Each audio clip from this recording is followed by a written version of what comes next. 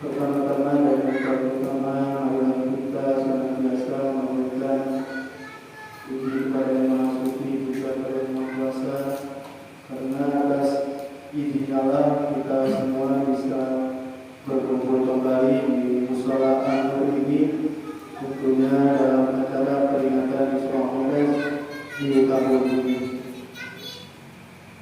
Kemudian shalawat dan salam semoga tetap tercurahkan kepada junjungan kita yakni Habibana wa Nabiyana Muhammad sallallahu alaihi wasallam.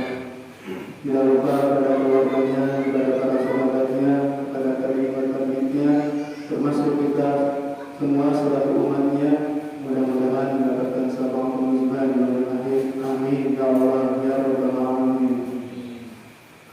Yang saya hormati Pak Ustaz Andri dari Baitul Harmoni, yang saya hormati Bapak Ketua RT Bapak Hendra, yang saya hormati Bapak RT yaitu Pak Oki, kemudian yang saya hormati seluruh jamaah mushola An-Nur yang sudah berkenan hadir di acara kali ini.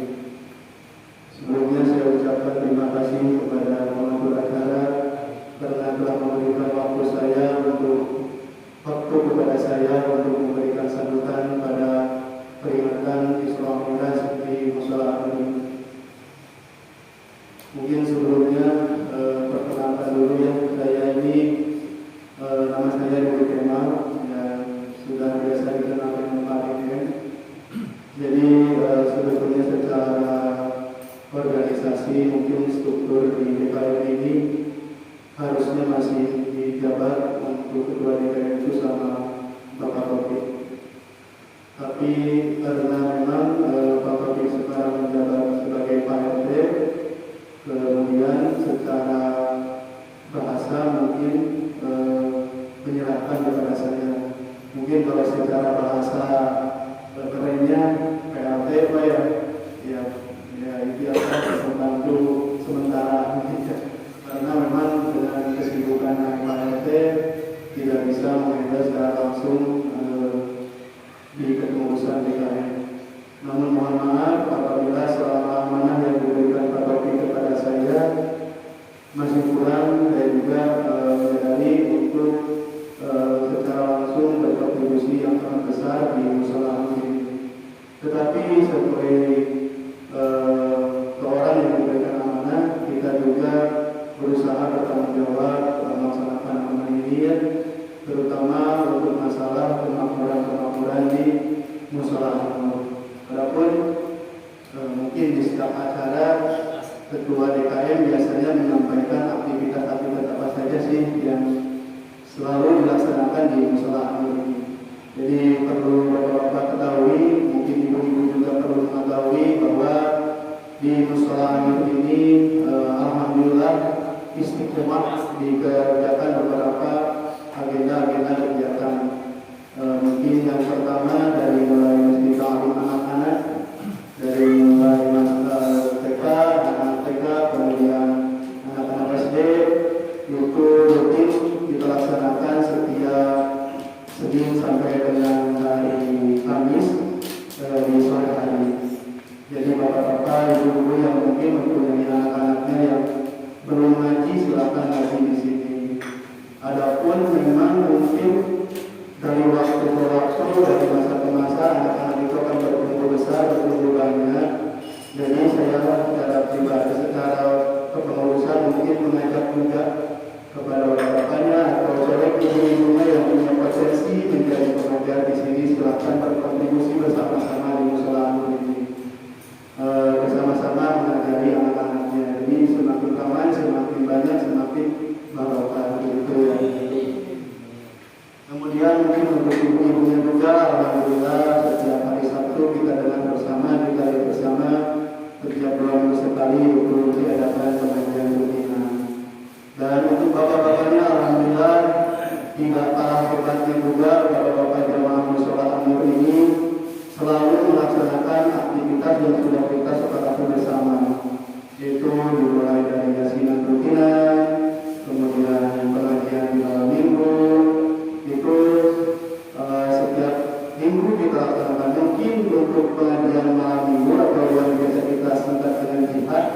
itu berkolaborasi dengan musola juga, mungkin sebentar lagi akan berkolaborasi juga dengan musola mahal. Itu tidak menutup kemungkinan semakin banyak jamaah, semakin bagus, semakin erat persaudaraan kita. Itu hal yang baik. Nah itu juga saya mengajak kembali kepada bapak-bapak, silahkan yang mempunyai waktu free, waktu bebas untuk ayo memakmurkan musola, entah itu dari jamaah, entah itu dari apa, ataupun silahkan sekarang saya menjadi ustadz, gitu ya, boleh. Sekarang ustadz ada satu di kita, alhamdulillah para santri yang sudah mau dan mampu dan tidak malu ya untuk tampil di depan, gitu kan. Ada ilmunya, ada kemauannya, ada niatnya, silahkan. Yang punya potensi silahkan terbuka. Jadi usaha ini terbuka untuk semuanya, khususnya untuk warga Jakarta ini. Nah, mungkin itu untuk kegiatan-kegiatan musola ini. Kemudian dari segi keuangan pun silahkan yang mau berdonasi. Setiap bulan kita buka juga, alhamdulillah. Secara laporan keuangan sangat transparan sekali, dipegang oleh Bapak Paman. Kebetulan beliau tidak hadir dan dibantu sama Pak Wahyu. Alhamdulillah juga beberapa donor tetap yang ingin mendaftarkan sebagai donor tetap, silakan daftarkan. Itu menjadi mungkin jadi ladang amal dan ibadah buat kita semua. Ya, itu saja mungkin informasi yang bisa saya sampaikan.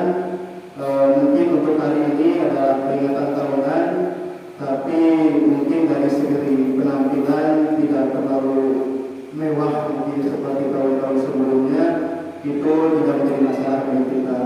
Yang penting niatnya kita adalah untuk jihad melindungi, menegakkan syariat Islam, menegakkan kerukunan di antara kita, sekaligus memperingati Islamic Dance, yaitu mengekali bahwa sebenarnya kejadian yang luar biasa yang dialami oleh Rasulullah, yaitu perjalanan dari Masjidil Haram ke Al-Aqsa, kemudian naik dari satu ke langit ke-7, mungkin secara umumnya ya, secara gampang. Nanti itu akan dibahas sama guru kita yaitu Ustaz Ali yang lebih detailnya. Mungkin itu saja, tidak banyak dari saya.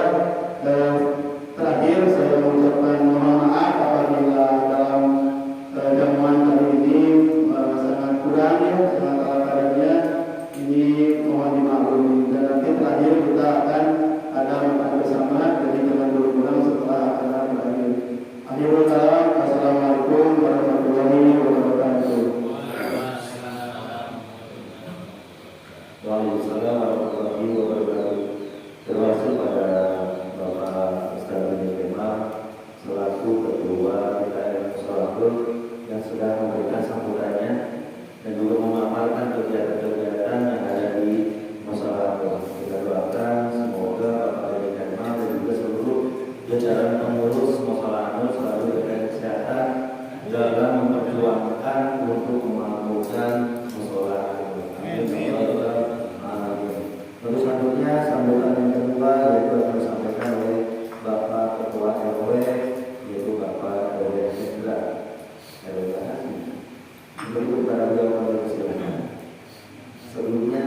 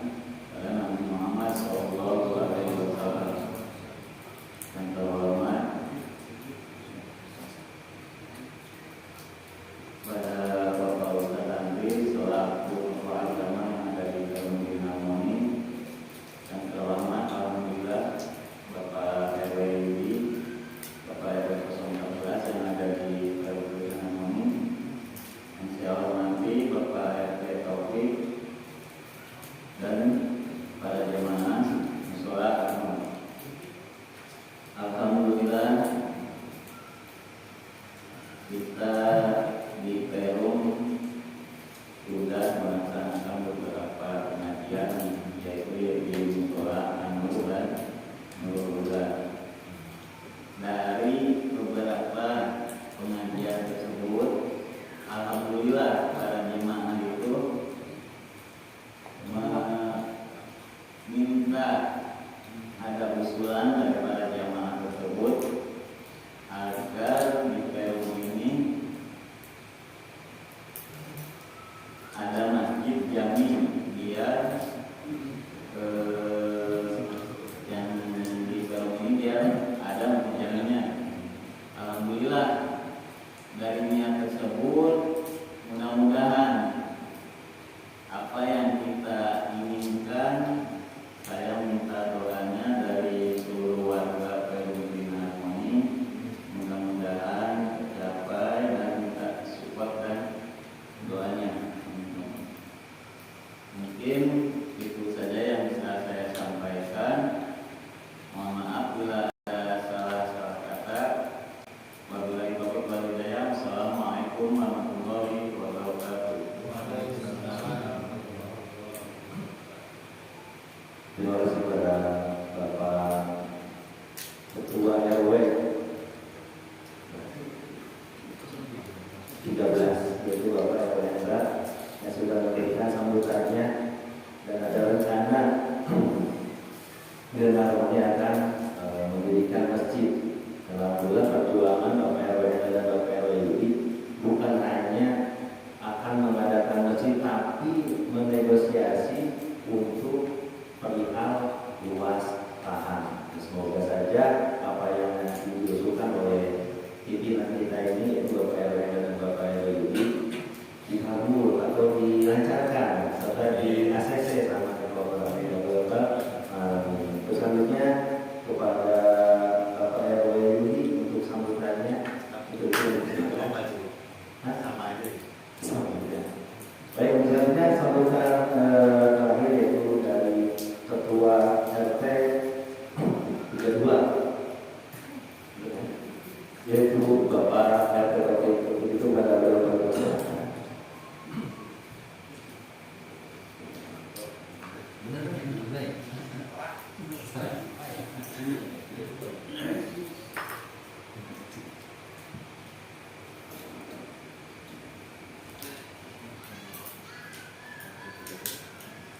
Assalamualaikum warahmatullahi wabarakatuh.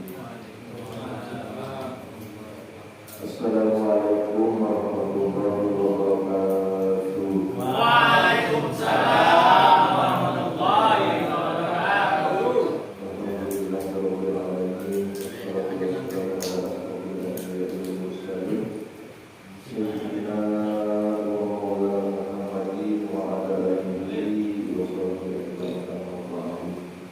Yang saya hormati Bapak Ustaz Adib, guru kita semua. Yang saya hormati Bapak RW 13 Pak RW.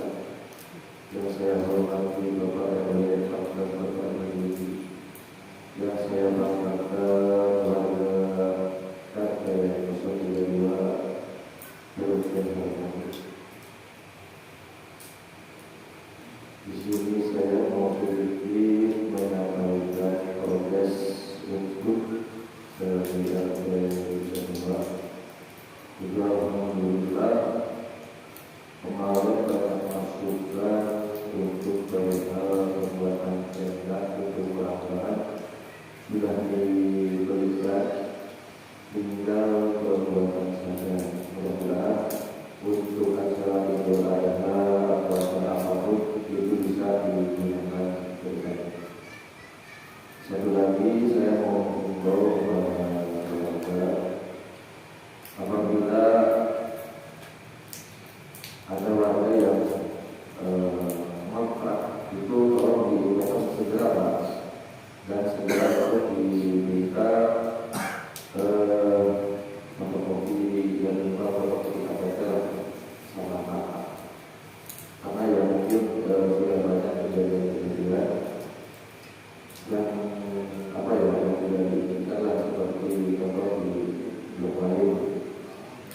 diberikan selamanya ya, tolong didoakan dalam yang lengkap. Atau minimal masih ada nomor saya, suruh hubungi saja dan jadi bakal. Untuk berikutnya, alhamdulillah kita bisa melaksanakan takbir Isra Mi'raj walaupun sederhana. Kita tidak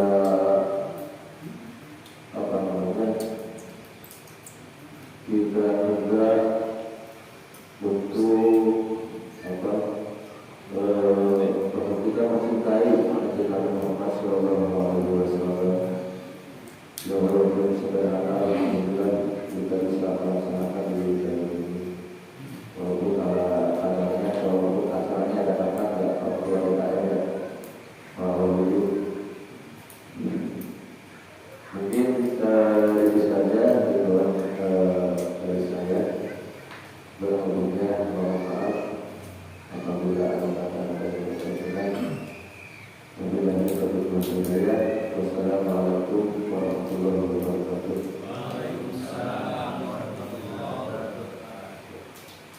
Terima kasih kepada Bapak Ketua RT 32 yaitu Bapak RT Taufik yang sudah memberikan informasi perihal progres yang ada di RT 32 dan alhamdulillah nanti di RT 32 akan mempunyai tenda yang ukuran 4x6 yang akan dinikmati dari fasilitas tersebut oleh warga RT 32 serta kalau ada yang kontrak mohon dikonfirmasi baik itu tetangga-tetangganya silakan konfirmasi ke Pak RT dan kami yang punya rumahnya untuk konfirmasi. Baik, Bapak-bapak para jamaah mushola yang dirahmati Allah Subhanahu wa taala, untuk acara selanjutnya yaitu pembacaan ayat suci Al-Qur'an yang insyaallah akan dikumandangkan oleh Bapak Ustaz Malik Al-Cilamandi. Kepada beliau kami persilakan.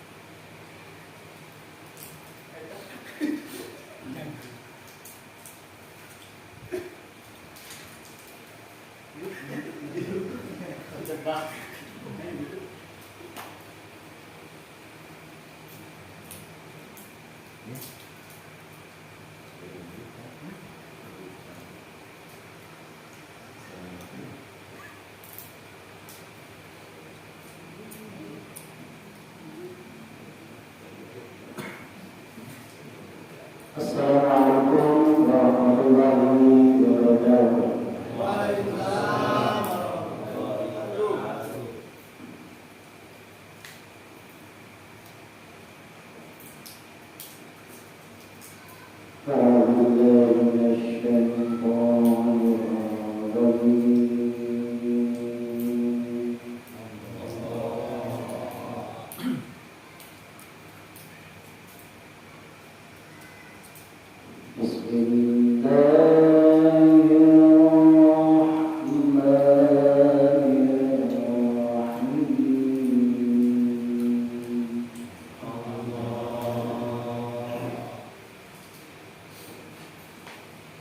Subhanallah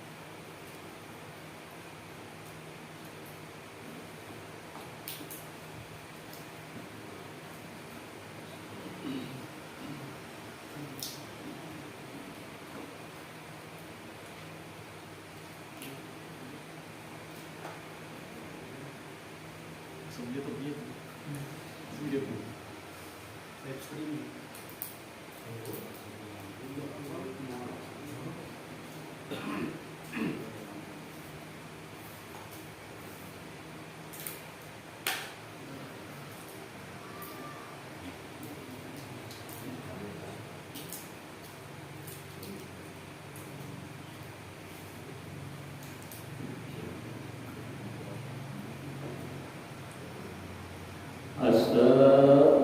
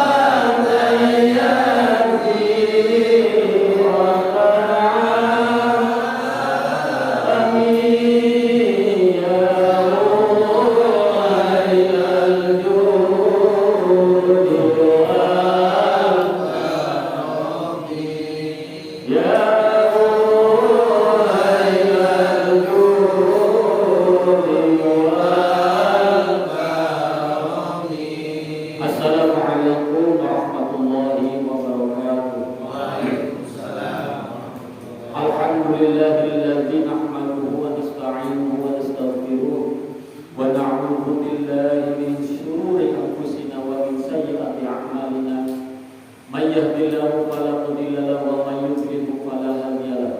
Asyhadu an la ilaha illallah wa asyhadu anna sayyidana Muhammadan abduhu wa rasuluhu la nabiyya ba'dahu. Rabbi shrah li sadri wa yassir li amri wahlul 'uqdatam min lisani yafqahu qawli. Amma ba'du. Faqala Allah ta'ala fi kitabihil karim wa huwa asdaqul qa'ilin. A'udzu billahi minasy syaithanir rajim. Bismillahirrahmanirrahim. Subhanalladzi asra bi'abdihi lailan minal masjidil haram ilal masjidil aqsa alladzi barakna hawlahu linuriyahu min ayatina innahu wasami'ul basir. Wa qala aydan fafahamnaha Sulaiman wa kullan atayna hukma wa ilma wa sakharna ma'a Daud al-jibala yusabbihna wa tayra wa kunna fa'ilin. Shadaqallahul azim. Hadratul mukarramin, para pengurus mushola An-Nur rahimahumullah. Hadratul mukarramin, para sesepuh, bini sepuh, para pengurus jajaran RT RW yang saya hormati, dan juga jajaran pengurus mushola An-Nur, dan juga para jamaah rahimahumullah. Puja dan puji syukur kita panjatkan kepada Allah yang Maha Suci, yang telah memberikan kepada kita nikmat-nikmatnya yang sangat luar biasa, yaitu nikmat iman, nikmat Islam, nikmat sehat jasmani dan rohani, sehingga kita semua bisa memperingati junjungan alam, peristiwa yang sangat luar biasa, sejarah kehidupan bangsa manusia, sejarah seluruh kejadian yang sangat fenomenal, kejadian yang sangat luar biasa sealam jagat raya, baik bangsa manusia, bangsa hewan, bangsa jin, bangsa semua bangsa-bangsa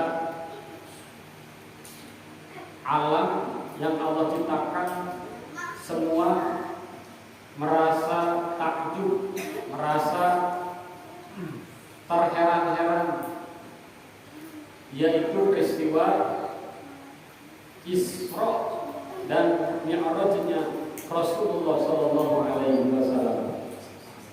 Salawat dan salam tetap tercurahkan kepada junjungan alam Kanjeng Nabi Muhammad sallallahu alaihi wasallam, kepada para keluarganya, para sahabatnya, para tabi'in, wa itba'ut tabi'in, terus kepada kita semua selaku umatnya ila yaumil qiyamah. Amin ya Allah ya rabbal alamin.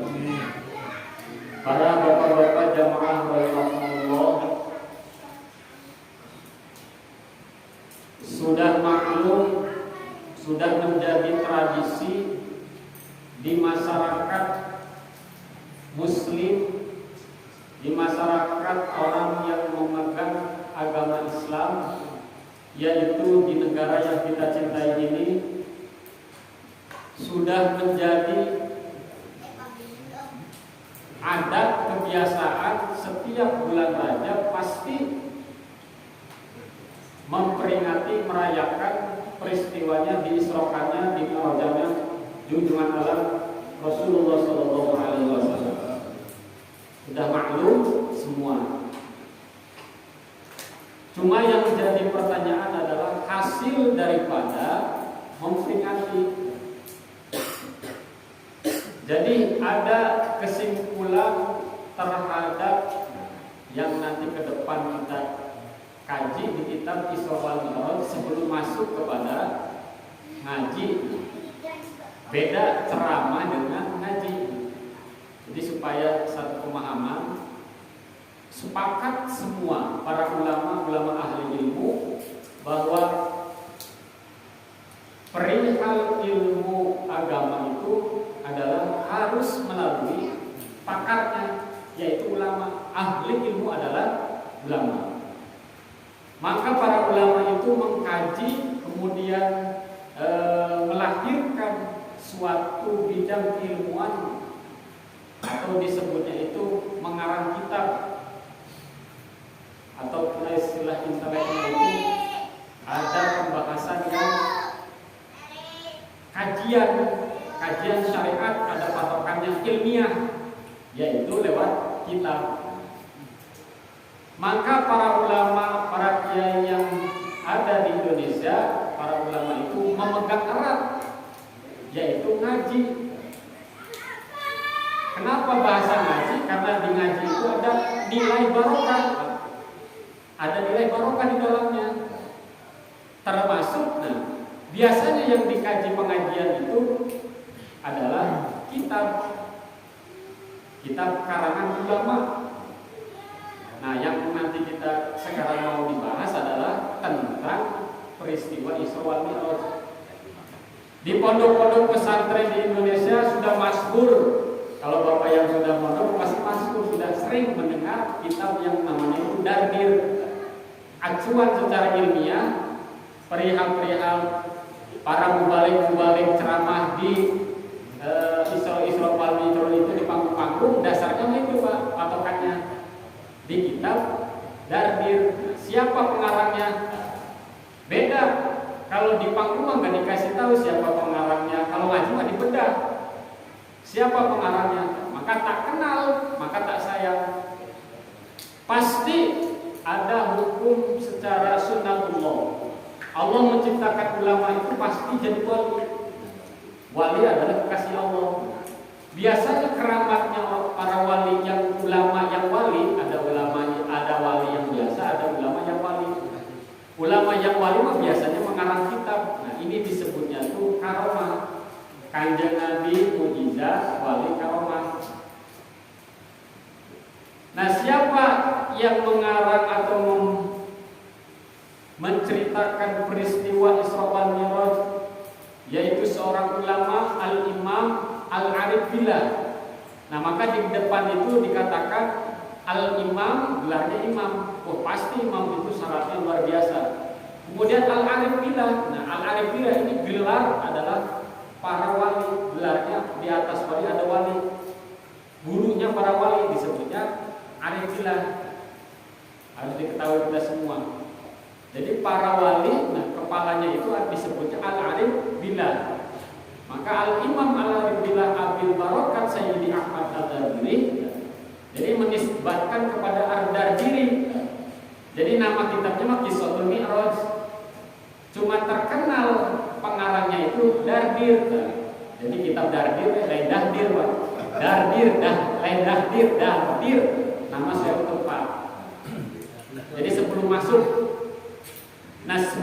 substansi perihal di kitab-kitab kuning itu biasanya di depannya itulah kepala pokoknya pembahasan itu. Nah, kesananya mengikuti buntut-buntutnya isinya. Jadi malam ngaji ini kalau di pondok biasanya Pak ngaji Dardir itu khatam satu malam. Di pondok mulai habis isya, beresnya itu jam 12 jam 2 malam khatam biasanya. Langsung ngaliwat Pak. Maka insya Allah yang saya sampaikan sesuai para guru, karena tiap tahun, tiap tanggal 1 Rajab itu pasti di pondok ngaji kitab Dardir santri semua. Ada yang nurutan, ada yang kuat. Malam namanya ngolokat Pak. Dulu sekali 2 kali sampai kerikes ganti kitab lagi, setahun 2 tahun terus tiap tahun.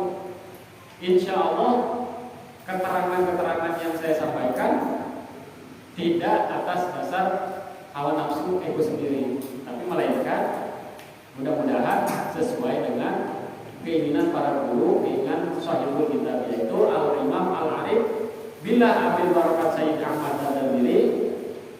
Insya Allah beliau pun pasti di alam barzahnya menyaksikan karya beliau dibacakan. Dan mudah-mudahan bapak-bapak sekalian, intinya Pak, kecepretan barokah udah gitu. Kecepretan barokah insya Allah sudah para kita ngaji kita pada insya Allah mendapatkan barokah. Siapa Imam Al-Arif Billah Abil Barokat Sayyid Ahmad Ad-Dardiri ini? Al-Alama Al-Amam Barokatul Anam Najmuddin Al-Baiti rahimahullah ta'ala, lahir 1127 Hijriah dan wafat 1251 Hijriah, berumur 24 tahun beliau. Siapa? Nah, Beliau salah satu karangannya adalah Sholawat Tibil Qulub. Maka dengan ngaji, siapa sih sholawat nariyah, siapa yang meracik? Termasuk Sholawat Tibil Qulub adalah pengarangnya Imam Ad-Dardiri.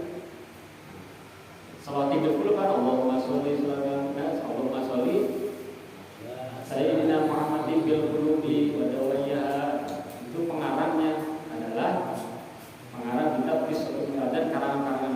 Itu sekilas perihal supaya mengenal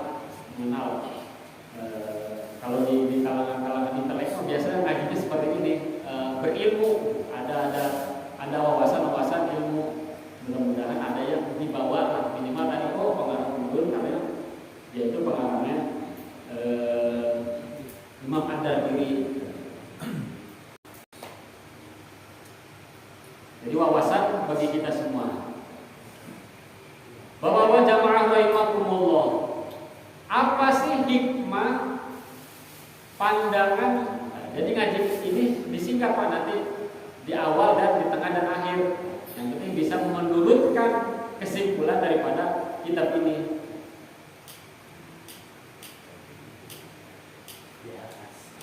Hikmah daripada Isra wal Mi'rajnya Rasulullah sallallahu alaihi wasallam,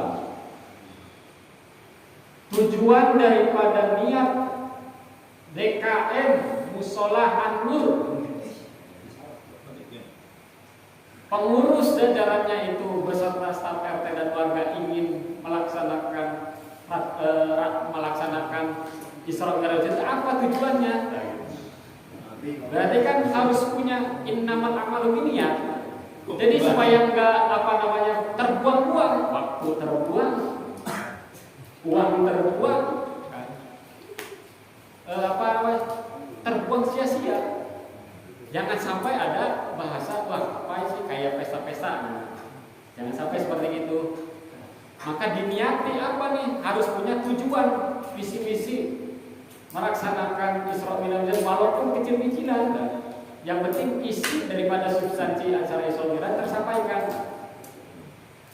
Menurut siapa sih tujuannya Bapak ini melaksanakan Isra Mi'raj? Apakah tujuannya ingin terkenal? Apakah tujuannya untuk turun mending? Apa tujuannya berapa sih rayakan acan? Kan salah satu termasuk masjid mushola yang makmur adalah ada kegiatan. Salah satu, walaupun istilahnya zuhur nggak ada, sebelah asar nggak ada, apalagi subuh, ya minimal menutupi lah gitu. Walaupun setahun sekali atau berapa kali, minimal seperti itu Pak. Minimal. Jangan harap ramai musola, subuh berjamaah banyak, maghrib banyak. Jangan harap. Kenapa? Karena akhir zaman. Ingat Pak, akhir zaman. Itu sudah dinaskan di hadis Kanjeng Nabi. Akhir zaman mah umat kaula menurut Kanjeng Nabi pada jauh, kejauhan para ulama. Menjauhan para ulama, maka orang yang alim udah biasa biasa gitu, sepi di mana-mana, masjid sepi, masjid yang gede aja sepi Pak, maaf. Musola masjid ini udah kecil. Yang saya alami, yang saya pengalaman di mana-mana masjid, sudah gede, tapi nggak ada kayak gini, nggak ada, yang ada nggak ada. Maka bersyukur alhamdulillah masih ada merbot yang mau ada, masih besar merbot yang mau aja ada, alhamdulillah gitu. So di sini siapa tawar warga mau nggak jadi merbot? Nggak mau. Akhir zaman kan. Kalau dulu waktu zaman Kanjeng Nabi, siapa yang mau merbot langsung gercep. Karena melihatnya adalah Rasulullah. Rasulullah mah sudah pemegang kunci surga. Siapa yang nggak mau gitu? Kalau akhir zaman, Kanjeng Nabinya juga sudah nggak ada yang melihat. Kanjeng Nabinya jauh, sudah di sono di Madinah. Kita kan berapa puluh ribu kilometer ke Madinah. Secara jasa, secara kurunnya pun sudah jauh. Maka dipikir secara ulama, alhamdulillah Pak, kita mah jauh, rentan waktunya 1445 tahun. Kanjeng Nabi tapi masih iman. Nah, luar biasa. Maka kata Kanjeng Nabi di dalam hadis yang sahih, maka saya sayang anak muhibbu ka ummati akhir zaman. Maka sampai ujung-ujung ada isi bisyarah, umatku yang akhir zaman saya senang, cinta. Enggak ketemu tapi iman, kan luar biasa Pak. Enggak jadi jaminan tetangga Kanjeng Nabi iman kepada Kanjeng Nabi. Buktinya ada banyak yang memusuhi Kanjeng Nabi, termasuk keluarganya Abu Jahal, Abu Lahab. Wah banyak lah. Itu ada Kanjeng Nabi. Maka kita termasuk Islam uyuhan. Alhamdulillah gitu. Alhamdulillah. Enggak melihat tubuhnya jasadnya tapi masih percaya. Nah inilah yang dinamakan alhamdulillah, puja dan puji syukur kita panjatkan kepada yang memberikan nikmat yang sangat luar biasa, yaitu al-iman, al-islam jauhkan di Nabi, tapi al-iman dirasakan di dalam hati. Nah para jamaah rahimakumullah, termasuk apa sih tujuan daripada Isra wal Mi'raj-nya Kanjeng Nabi, dibedah secara ilmu, hikmah pelajaran bagi kita. Maka ada apa namanya itu Isra wal Mi'raj menurut syariat, ada menurut hakikatnya apa. Nah ada Isra wal Mi'raj syariat, ada Isra wal Mi'raj hakikat. Pandangan syariat begini, pandangan hakikat begini. Jadi supaya bisa tarik benangnya itu hikmahnya apa buat kita? Ya menurut para ulama, bukan menurut saya mah hanya menjabarkan, mudah-mudahan sesuai hikmah daripada tujuannya memperingati peristiwa yang sangat luar biasa. Maka dalilnya di dalam Al-Quran sudah sering dibacakan, tapi nggak ada yang mau Allah ajarnya. Qori sudah tarik nafas luar biasa, subhanalladzi asra. Sudah melengking Allah gitulah. Ya kan sunnah Pak, kalau ada yang baca Quran, maka akhir zaman kan. Dulu makan dulu waktu saya kecil di Surabat akhirnya Qori yang ini tuh langsung sangkap dengan Allah, ada Muhammad Sallallahu Alaihi Wasallam. Maka akhir zaman kan gitu, umatnya kan kayak gini akhir zaman. Maka jangan harap masjid musola ramai. Perihal ini aja kan enggak ini. Nah ayat dalil, kenapa dijadikan dalil? Allah Subhanahu wa ta'ala di dalam surat Al-Isra sampai dinamakan surat itu Al-Isra. Subhanallazi asra bi'abdihi. Subhana Allah Maha Suci. Terjemahan syariat. Subhana Maha Agung Allah. Subhana Maha luar biasa Allah. Subhana Maha kuasa Allah. Subhana Maha segala-galanya Allah. Yang mustahil menurut akal kita Allah bisa. Maka subhana ayat ta'ajjub. Ketika Bapak ada sesuatu yang dinual nalar, yang ta'ajjub yang sangat luar biasa, maka di kalangan bangsa Arab ketika ada yang ta'ajjub yang aneh biasa tepuk jidat. Subhanallah. Subhanallah. Kalau ada yang di luar nalar yang enggak sampai pada akal harus mengucapkan subhanallah. Contohnya malam Jumat biasa di mushola paling 1, 2, 3 Yasin, Al-Quranul Hakim, suaranya kan yang keras speakernya doang. Orangnya mah kan ya 3 itu aja. Maka pada malam ini malam Jumat Yasin ada berapa orang yang dikalikan? Kalau ada 41 orang ada ta'at langsung niat hajat bacakan 41 di dalam salah satu hajatnya terkabul. Berapa tadi yang baca Yasin? Maka subhanallah, saya tadi subhanallah bisa hadir walaupun setahun sekali pas malam Jumat pas Yasinan di musola anu. Kan jarang-jarang Pak, jarang-jarang bisa hadir baca Yasin berjamaah di musola. Maka subhanallah aneh gitu.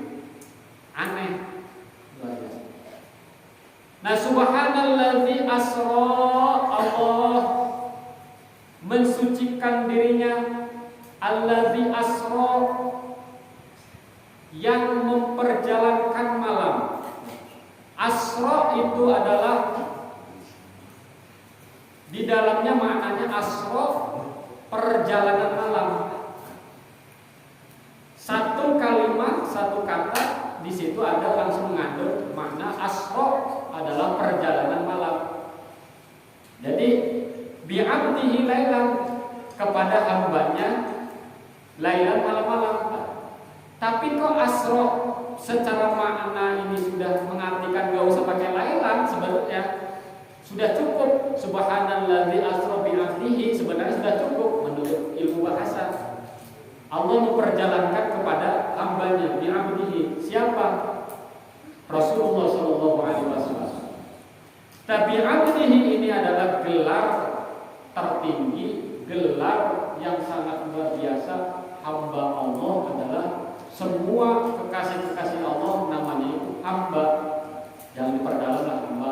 Pokoknya hamba Allah. Nah, maka para ulama menafsirkan ayat ini bukan hanya Kanjeng Nabi yang bisa Isra. Bukan hanya Kanjeng Nabi yang bisa Isra Mi'raj. Karena di dalam ayatnya pun bi'abdihi, kepada hambanya. Kalau bapak-bapak udah levelnya hamba Allah, pasti diisrakan, dimi'rajkan oleh Allah Subhanahu wa taala. Maka dalilnya as-shalatu mi'rajul mu'minin. Bapak ketika Allahu Akbar takbir salat termasuk mi'raj kepada Allah. Mi'rajnya seorang yang mukmin adalah pada saat salat. Mi'raj menghadap Allah. Yang kita kaji kitab Datir ini adalah Kanjeng Nabi kan diisrokan, dimi'rajkan dari Masjidil Haram ke Masjidil Aqsa. Itu Asra. Asra Mekah ke Al-Aqsa Palestina. Perjalanan malam-malam diterangkan sejarahnya di kitab Datir. Insyaallah sedikit sampai kata mudah-mudahan. Bismillahirrahmanirrahim.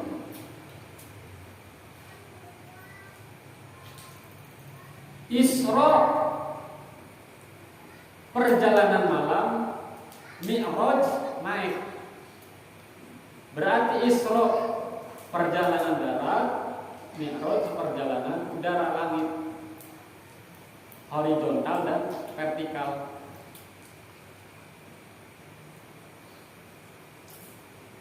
Fi bainan nabiyyu sallallahu alaihi wasallam fil hijri indal baiti muttaji'an baina rijlaini idza atahu.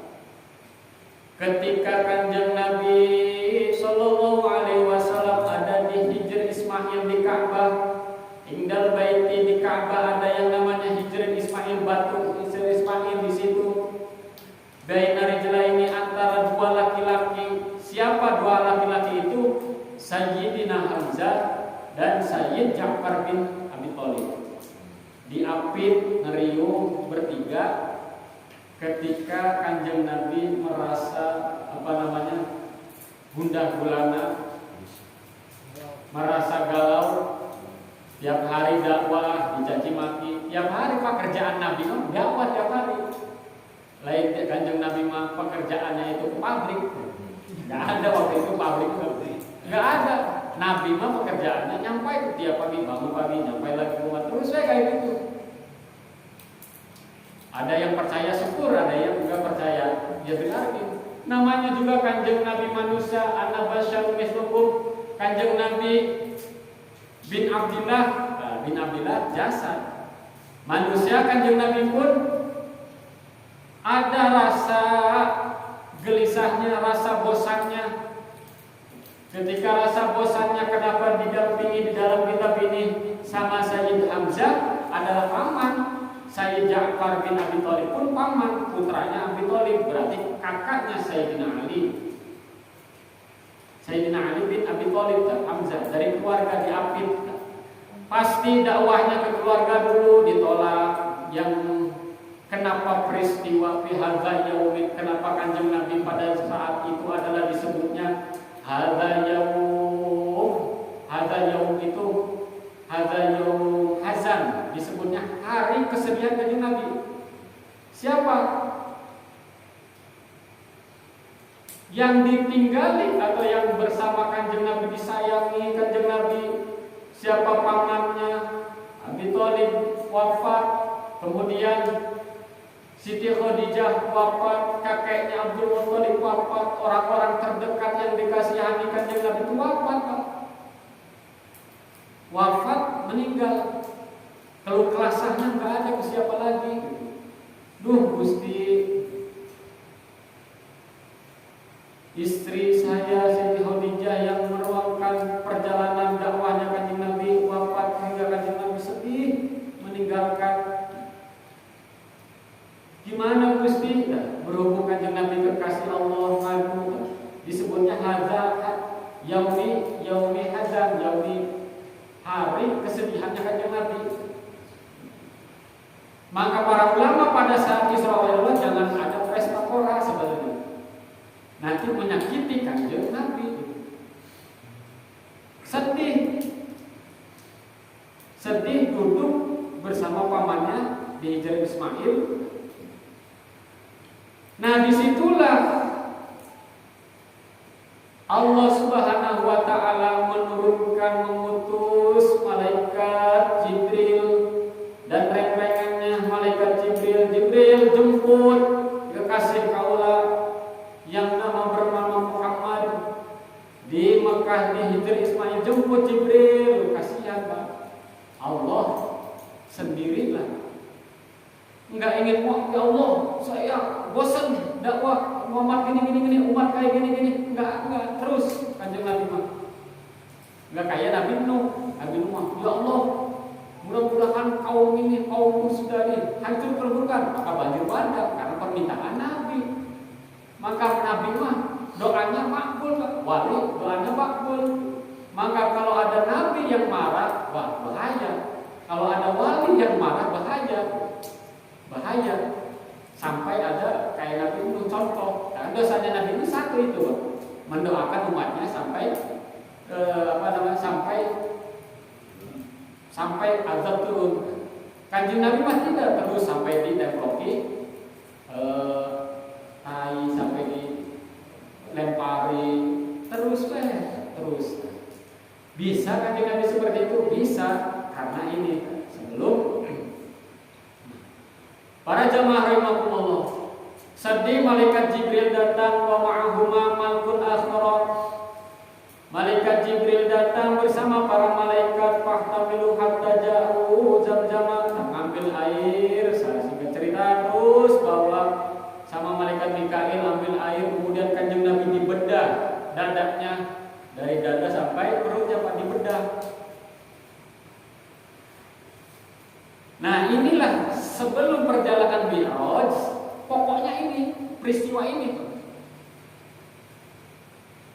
yang saya amati, yang saya pelajari sering gitu di kitab Darir ini adalah sebelum berangkat Kanjeng Nabi Isra wal Mi'raj ini adalah pokoknya ini pada saat dioperasi peran pentingnya. Kalau ibarat ngebangun pilarnya Pak, kaca ayam dan lain sebagainya, mau bangun ini kan dasar pokoknya dulu.